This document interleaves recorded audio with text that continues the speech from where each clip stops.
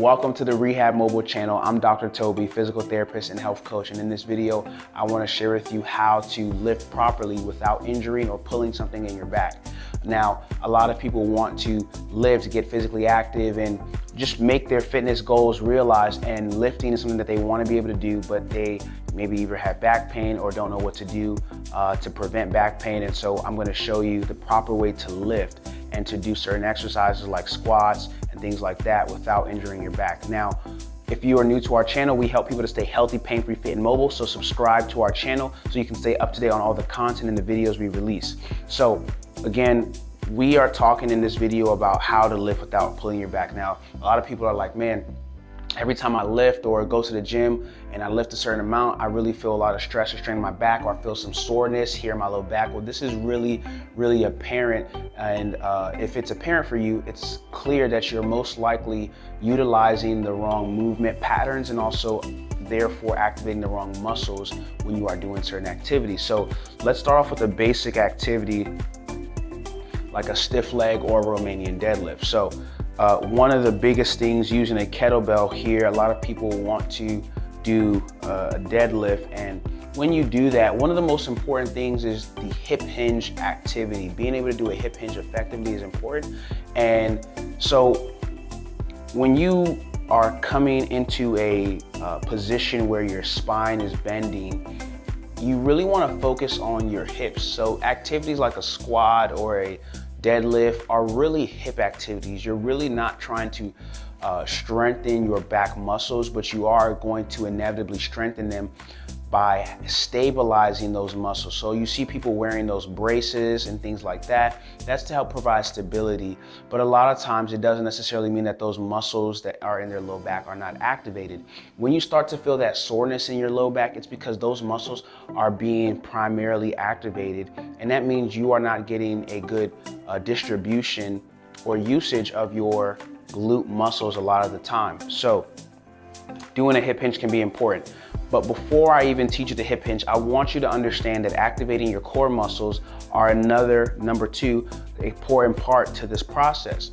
Making sure your core muscles are activated when you are doing this activity is going to help prevent strain. So a lot of times people will do a deadlift like this, and one of the things you want to focus on is where the motion is actually happening, right?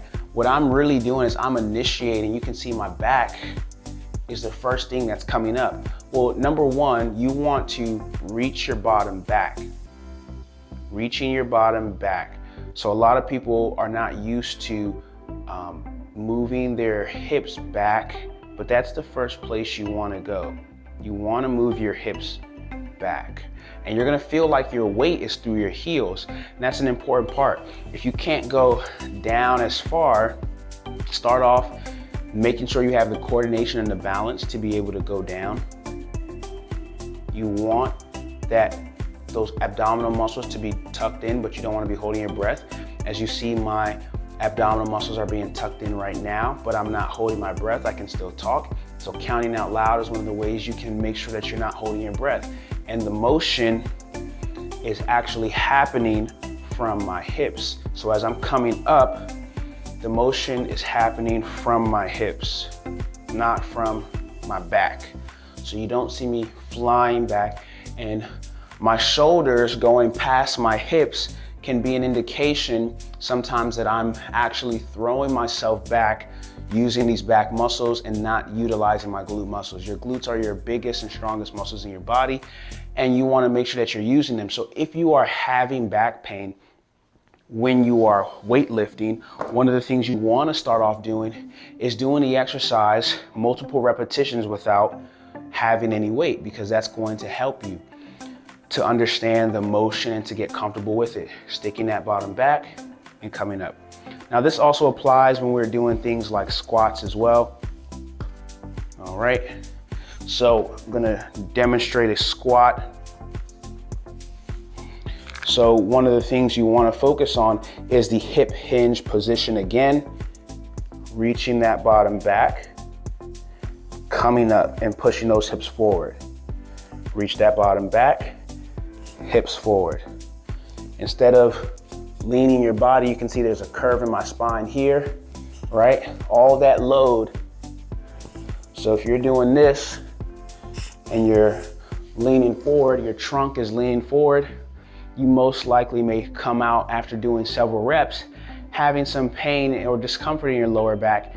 And that discomfort is to be expected because you're putting more strain on muscles that are not meant to be major movers. So these lower back muscles are not meant to be moving you or moving heavy loads. They're meant to stabilize. So the difference between this motion and this motion, my chest is still up and I push my hips forward. So if you are somebody who's had difficulty figuring out how to move without back pain, whether you're doing a deadlift or stiff leg, squat, whatever the case may be, go ahead and reach out to us. You can hit the link in the description.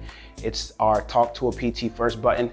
Hit that link and we'll give you some helpful guidance and a more in-depth tutorial, and we'll even help examine your movement so that you can know how to do these activities without having pain or limitations and achieve your fitness goals. So if you found this video helpful, like it and leave a comment and let us know what you found most helpful about it.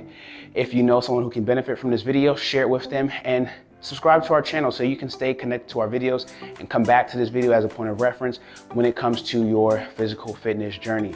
All right, I'm Dr. Toby. Take care until the next video.